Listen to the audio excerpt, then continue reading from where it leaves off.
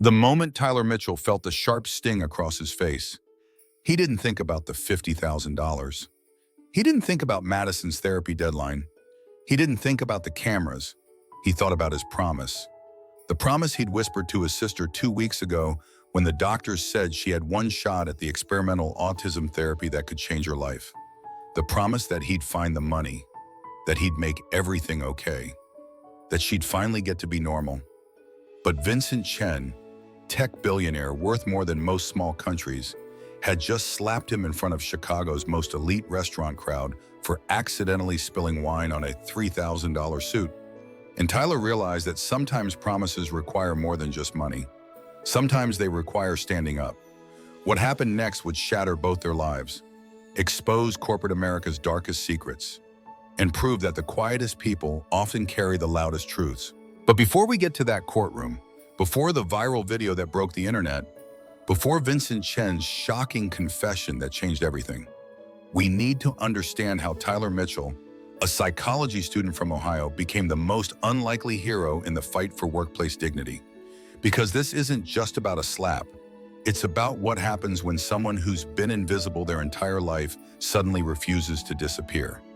Tyler had exactly 14 days to find $50,000 or watch his sister Madison lose her spot in the groundbreaking therapy program at Northwestern Medical Center. The experimental treatment for autism spectrum disorders had a 90% success rate, but only 12 slots nationwide. Madison was number 13 on the waiting list. Someone had just dropped out. The call came while Tyler was rushing between his morning psychology seminar and his afternoon shift at the Sterling, Chicago's most exclusive rooftop restaurant. Dr. Sarah Kim's voice was professional but urgent. Madison qualified for the opening, but they needed payment confirmation within 2 weeks, or the spot would go to the next candidate, $50,000. Tyler's student loans already stretched him thin, his partial scholarship barely covering tuition. His mother, Linda, a nurse in Columbus, had been sending what she could since his father, Robert, walked out 3 years ago, but $50,000 might as well have been $50 million. At the Sterling, Tyler moved through the dinner rush with mechanical precision. Black slacks pressed sharp, white shirt starched stiff, hair combed neat. The kind of invisible professionalism that kept him employed in a world where one complaint could cost him everything. He'd learned to smile through the subtle comments, the lingering stares, the way certain customers spoke about him like he couldn't hear. Being gay in the service industry meant walking a tightrope between authenticity and survival. One wrong step, one moment of standing up for himself, and he'd be looking for another job. And Madison needed that therapy money more than Tyler needed his pride. But tonight felt different. Tonight, when the tension in the dining room crackled like electricity before a storm. Vincent Chen had arrived, CEO of Tech Nova Corporation. Vincent commanded attention without asking for it. His entourage filled the corner booth, voices low but urgent. Something about stock prices, board meetings, damage control. Tyler caught fragments as he refilled water glasses, careful not to appear interested. Vincent's eyes followed Tyler's movements with predatory focus, the kind of attention that made Tyler's skin crawl, made him remember why he'd learned to fight back in college after one too many encounters in dark parking lots. Don't engage, don't react, do your job. But Madison's face floated in his mind. Her excitement when Dr. Kim explained how the therapy could help her navigate social situations, maybe even live independently someday. The way she'd grabbed Tyler's hand and asked if this meant she could finally be normal.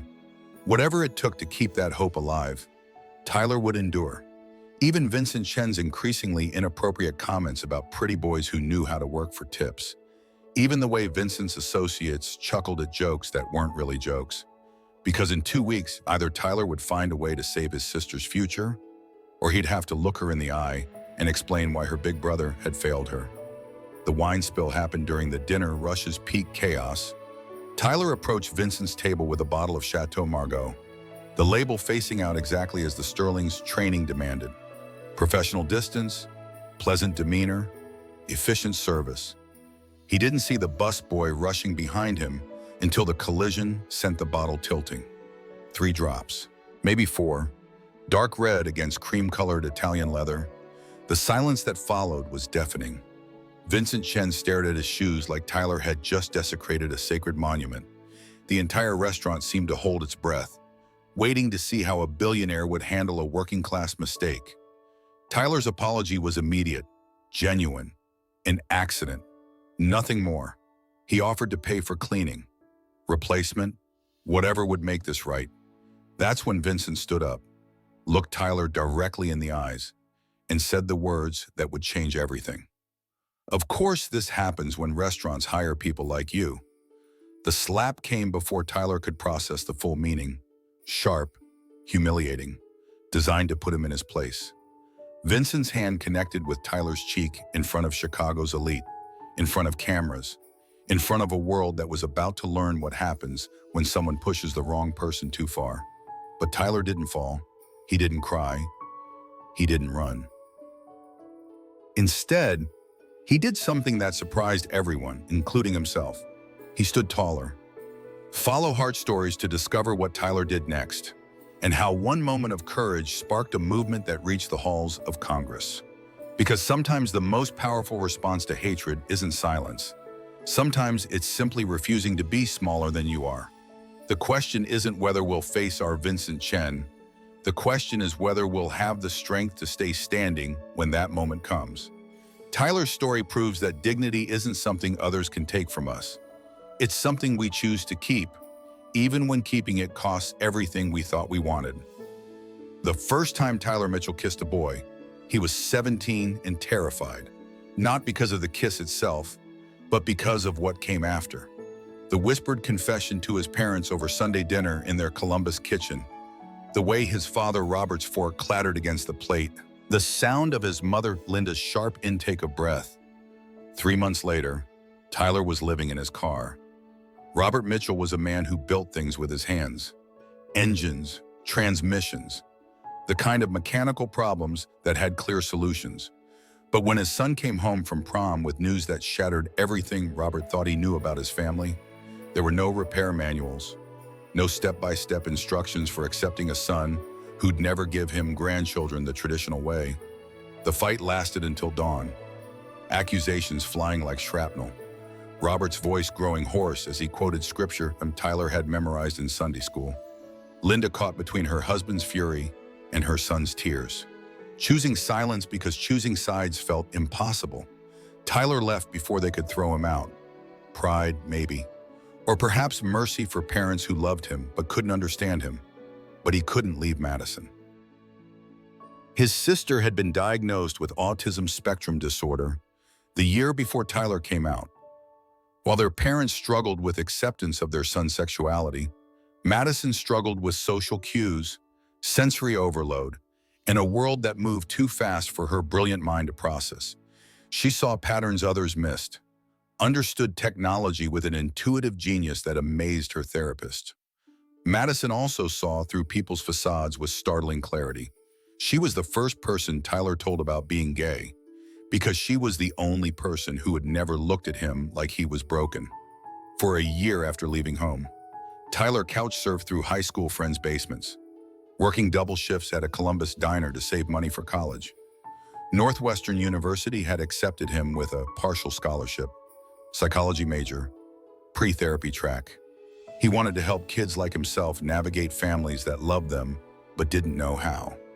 Linda started calling secretly after 6 months.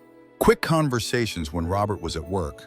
She'd update Tyler about Madison's progress, her new therapies, the way she'd started creating digital art that left doctors speechless.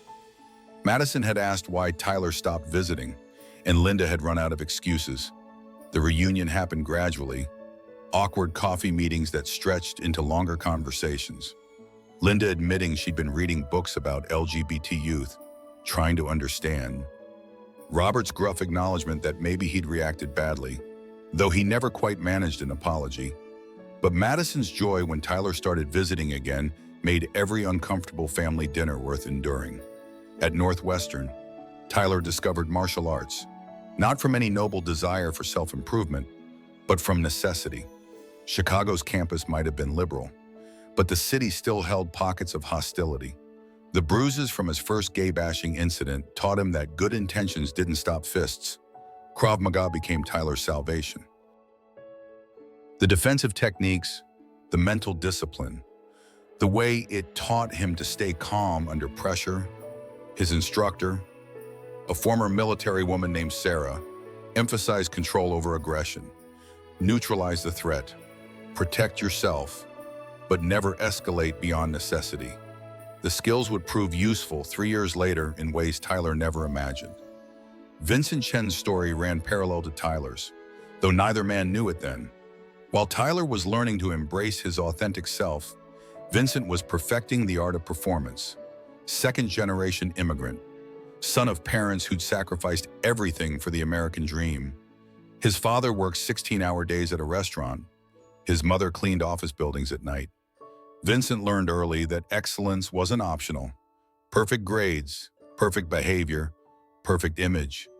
When he realized at 14 that he found boys more attractive than girls, the knowledge felt like a defect that could destroy everything his family had built. So Vincent constructed a flawless facade, dated women for show, excelled in business school, climbed corporate ladders with ruthless efficiency. Technova Corporation became his empire, built on innovation and an image of traditional success that satisfied investors and his parents' expectations. But facades require constant maintenance. Every corporate event where Vincent brought fake girlfriends, every investor meeting where he nodded along with casual homophobia, every time he laughed at jokes that cut him personally, each performance carved deeper wounds in his psyche. The irony was exquisite. Vincent had been quietly donating massive amounts to LGBT organizations for years, funding youth shelters and advocacy groups while publicly maintaining his straight persona. Self-hatred and genuine compassion warred in a heart that had learned to compartmentalize survival from authenticity. By the time Vincent walked into the Sterling that night, his carefully constructed world was already cracking. Technova faced a data breach scandal that threatened everything he'd built. Board members questioned his leadership. Investors demanded explanations he couldn't provide without exposing vulnerabilities he'd spent decades hiding. Tyler represented everything Vincent envied and feared. Young, open, unashamed, living authentically despite economic hardship while Vincent performed success despite emotional poverty. When Tyler spilled wine on Vincent's expensive suit, it wasn't just an accident Vincent was reacting to. It was a mirror he couldn't bear to look into. The restaurant culture at the Sterling reflected society's broader contradictions. Progressive facade hiding conservative undercurrents. Staff members like Maria Santos, the Latina lesbian chef, and James Wilson, the black trans busboy, navigated daily microaggressions while serving customers who saw them as invisible unless something went wrong. Tyler had learned to read the subtle signs, which managers would support him if customers complained, which colleagues understood the tightrope act of being different in a service economy. The Sterling's clientele included politicians who voted against LGBT rights while politely thanking gay servers, business leaders who preached diversity while maintaining homogeneous executive teams. Everyone knew the rules. Smile, serve, survive. Don't make waves that could sink your livelihood. But sometimes survival requires taking a stand. Sometimes dignity costs more than we think we can afford. But silence costs even more. Tyler's story reminds us that authenticity isn't a luxury reserved for those with economic security. Sometimes it's the very thing that creates the security we're seeking. Though the path between performance and truth is never straight, and rarely easy. Vincent Chen arrived at the Sterling carrying more than just corporate stress. The Technova board meeting that afternoon had been brutal.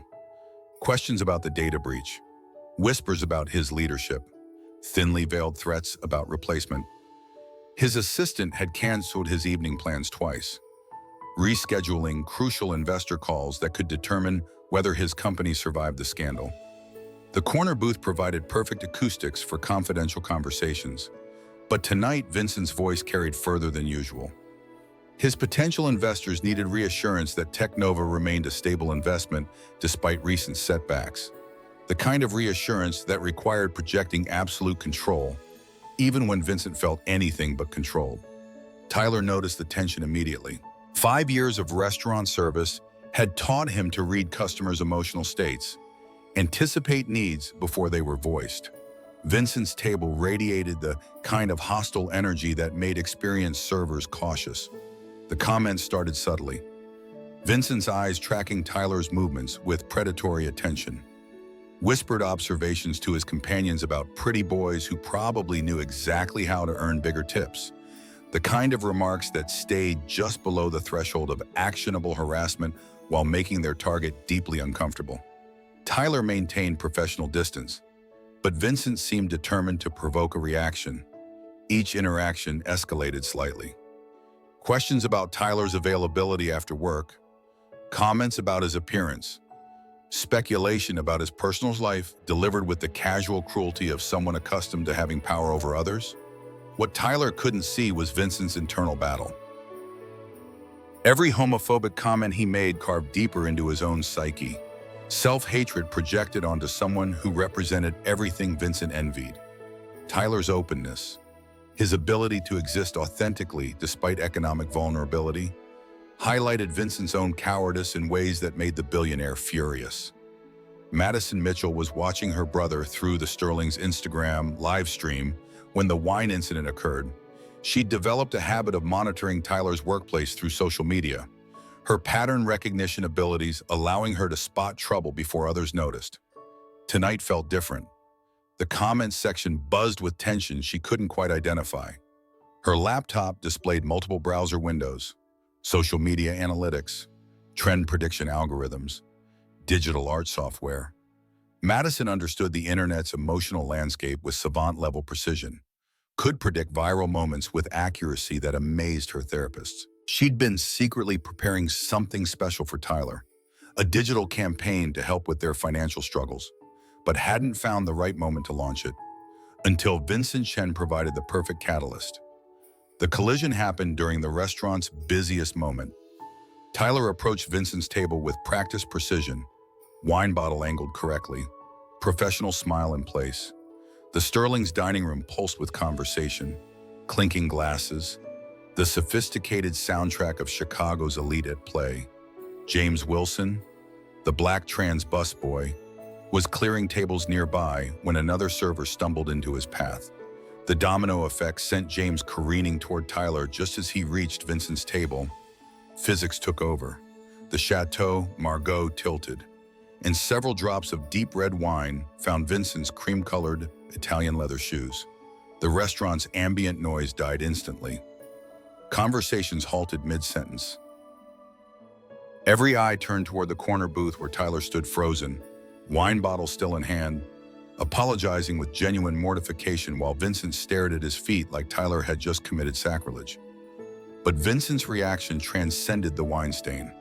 All his carefully controlled rage, his self-hatred, his fury at the board's questioning, his terror about the corporate scandal, his decades of hiding his true self, condensed into this moment. Tyler became the perfect target for every ounce of Vincent's accumulated poison. The words came first, loud enough for nearby tables to hear, designed to humiliate Tyler while asserting Vincent's dominance. Of course, this happens when restaurants hire people like you. The phrase carried layers of meaning, each one calculated to wound. Class warfare disguised as customer service critique, with homophobic undertones that everyone present understood but couldn't quite prove. Tyler's response was immediate, professional, apologetic. He offered to pay for cleaning, replacement, whatever would make the situation right. His voice remained steady despite the blood rushing in his ears, despite recognizing the familiar tone of someone looking for an excuse to unleash violence. Maria Santos watched from the kitchen pass through, her hands clenched around a serving tray. She'd witnessed this pattern before, had experienced similar targeting herself. The way certain customers use their economic power to humiliate service workers, especially those they perceived as different, vulnerable, easy targets. Vincent stood slowly, deliberately. His investor companions shifted uncomfortably, suddenly understanding they were about to witness something that transcended business dinner etiquette.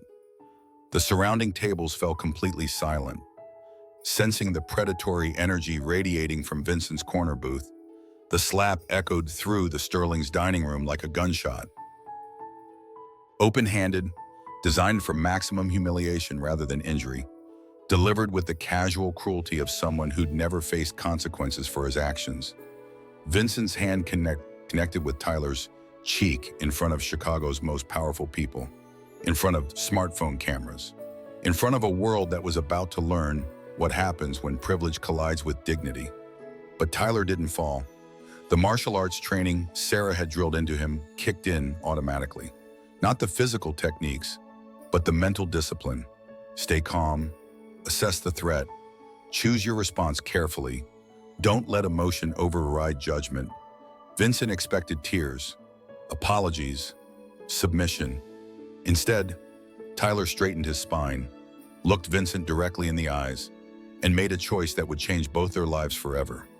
In that crystalline moment between impact and response, Tyler remembered Madison's face when she'd asked if the therapy would help her be normal. He remembered his father's disappointed silence, his mother's struggles with acceptance, every moment he'd been made to feel less than human for simply existing as himself. And Tyler realized that some fights aren't about winning. They're about refusing to lose yourself. Sometimes dignity requires us to stand in spaces where we're not welcome, speak truths others don't want to hear, and maintain our humanity when others try to strip it away. The courage to remain authentic under pressure isn't just personal strength, it's social necessity. Because every time someone chooses dignity over safety, they create permission for others to do the same. Tyler's response wasn't what anyone expected. Instead of tears or apologies, he used his Krav Maga training with surgical precision, not to hurt Vincent, but to protect himself. A defensive hold that left the billionaire CEO sitting firmly in his chair, Tyler's hand steadying Vincent's wrist in a grip that communicated absolute control without causing harm. The technique lasted maybe 3 seconds, long enough for Vincent to understand he'd seriously miscalculated his target, long enough for the entire restaurant to witness a 24-year-old server demonstrate that money doesn't grant permission to assault people. Tyler released Vincent and stepped back, his voice calm and professional. "Sir, I'll need you to keep your hands to yourself. The management can discuss compensation for your suit." Applause erupted from nearby tables. Slow at first, then building into sustained clapping that filled the Sterling's dining room. Customers who'd watched the confrontation unfold recognized they'd witnessed something significant. Not just self-defense, but dignity under fire. What none of them knew was that Madison Mitchell had been recording everything. From her bedroom in their shared apartment near Northwestern, Madison had watched her brother's live stream with growing alarm. Her autism gave her unique advantages in digital spaces, pattern recognition that let her spot viral potential before others, understanding of algorithm behavior that social media companies would pay millions to access. When Vincent's hand struck Tyler's face, Madison's fingers flew across her keyboard. Screen recordings, social media posts, hashtag strategies she'd been preparing for weeks, unleashed with the precision of someone who understood exactly how the internet's outrage machine operated. The Sterling's official Instagram account had been live streaming their dinner service, a common practice for high-end restaurants showcasing their clientele. Madison captured the slap from multiple angles, creating a compilation that would become the most shared restaurant incident in social media history. Within minutes, her carefully crafted posts began spreading across platforms. But Madison's genius wasn't in the initial upload. It was in her understanding of how different communities would respond, which hashtags would resonate with which audiences, how to frame the story for maximum impact while protecting Tyler's privacy.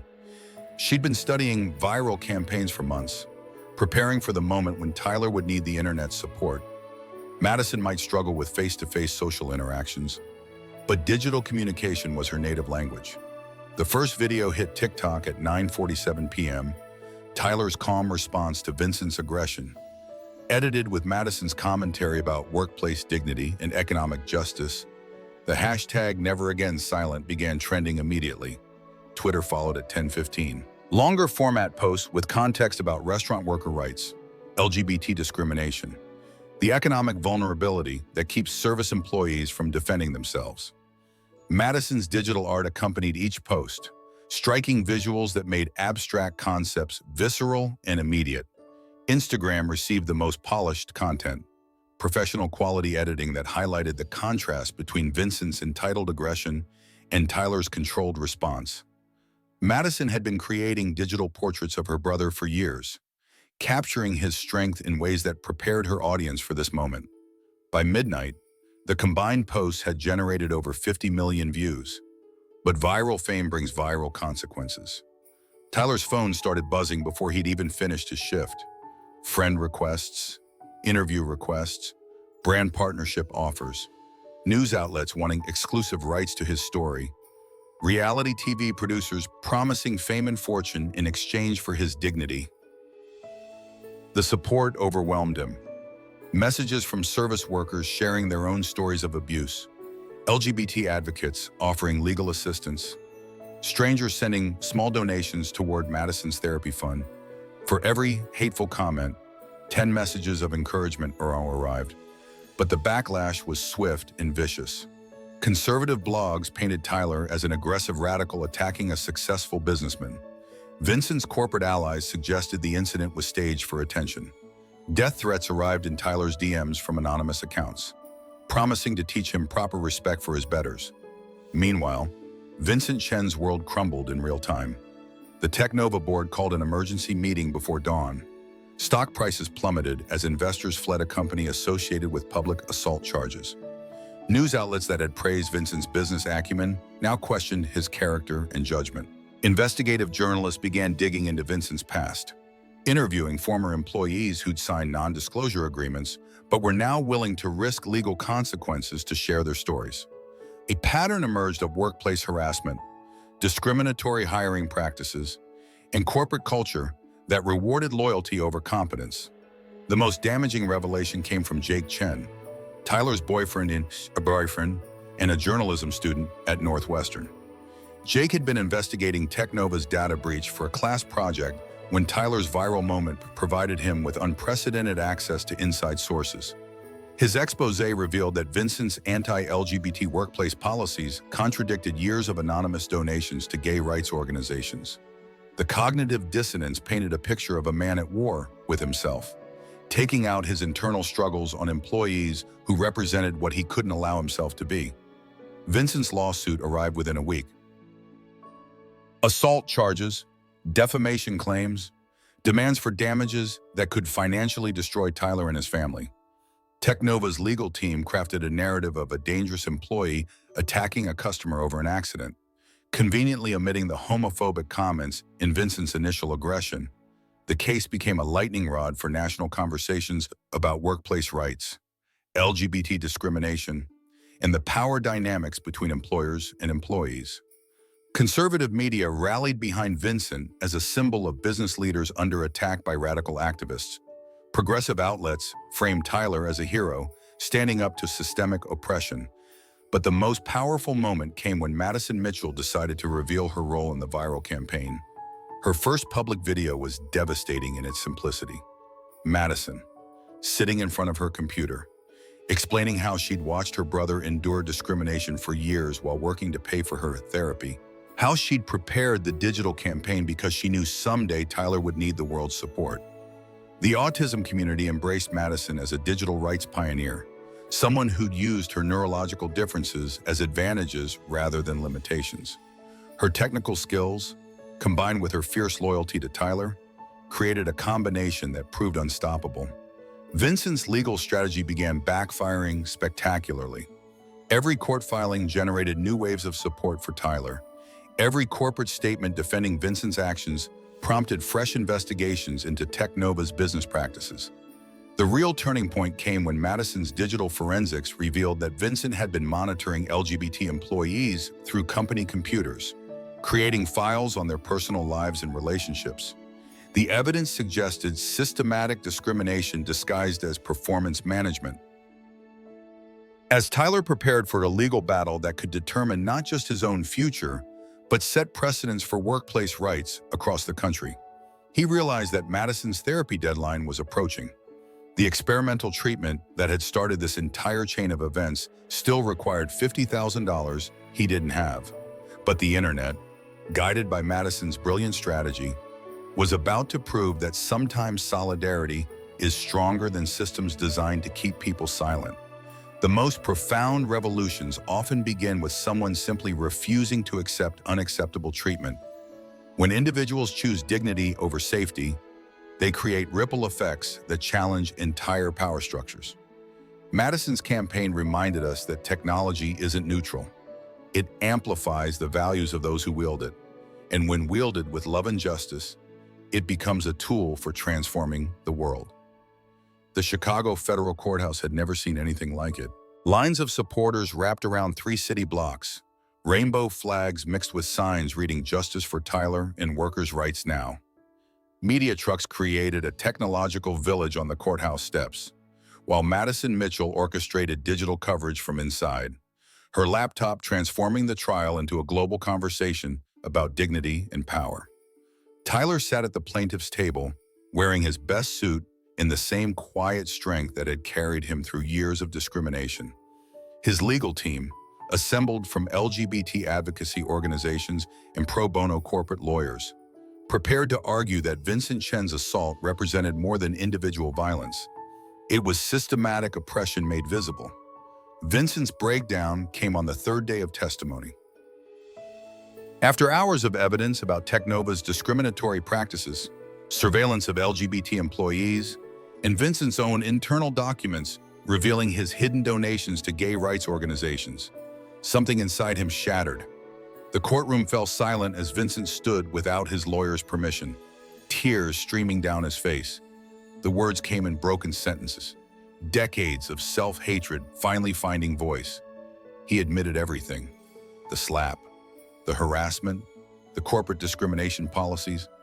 But more than that, he admitted the truth he'd hidden since he was 14 years old. Vincent Chen was gay, had always been gay, and had spent his entire career punishing others for the authenticity he couldn't allow himself. The confession lasted 20 minutes and changed everything.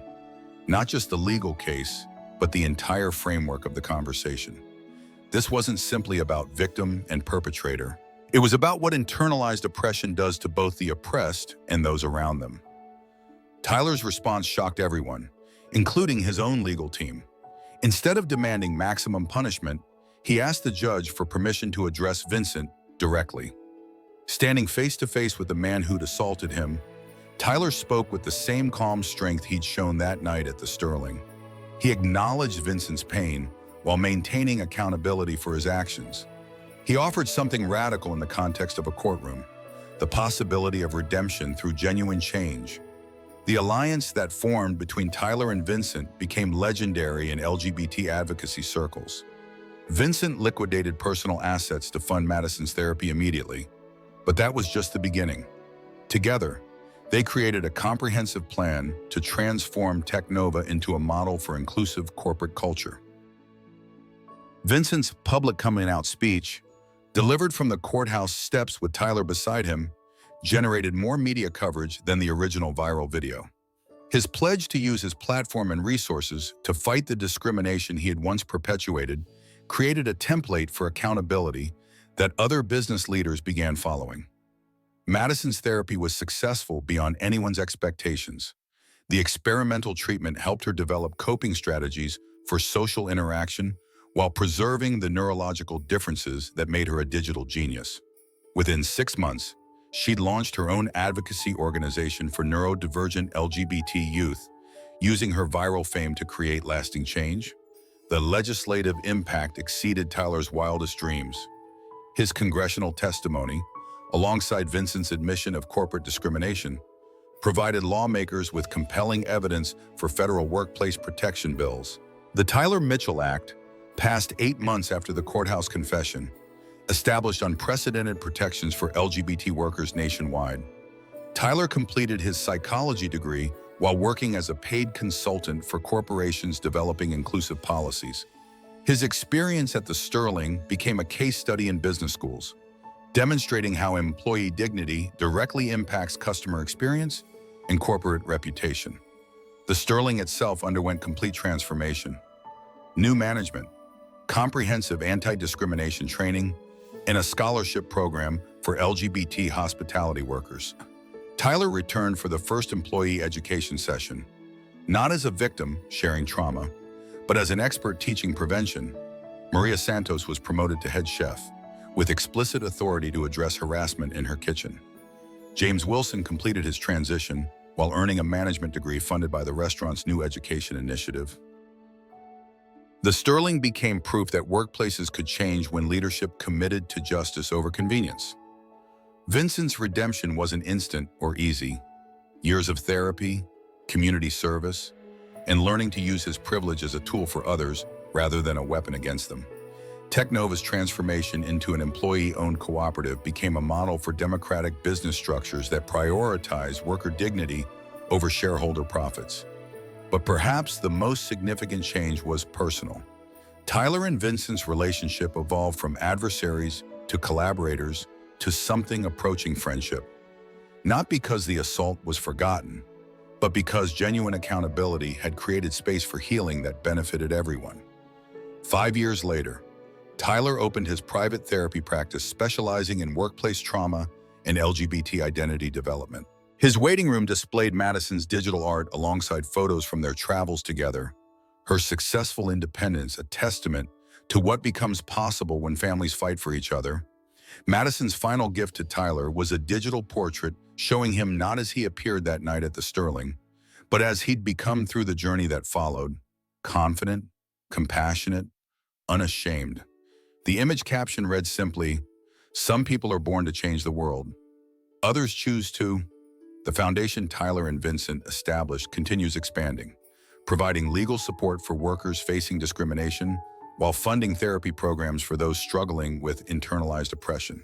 Their model proves that justice doesn't require destroying perpetrators. Sometimes it requires transforming them into allies. Looking back, Tyler often wonders what would have happened if he'd accepted Vincent's assault in silence, taken the settlement money, and disappeared into the anonymity that economic vulnerability often demands. Madison's therapy would have been funded, but the system that enabled Vincent's behavior would have remained intact. Instead, choosing dignity over safety created ripples that reached legislative halls, corporate boardrooms, and individual hearts across the country. Sometimes the most radical act is simply refusing to be smaller than you are. What would you do if someone tried to reduce you to their perception of who you deserve to be? Would you find the courage to stand tall when standing costs everything you think you want? Mara's story reminds us that dignity isn't negotiable, and when we refuse to accept the unacceptable, we create permission for others, artists, to do the same. Follow Heart Stories for more journeys of ordinary people finding extraordinary courage in impossible moments. Because every time someone chooses authenticity over approval, they light a path for others to follow.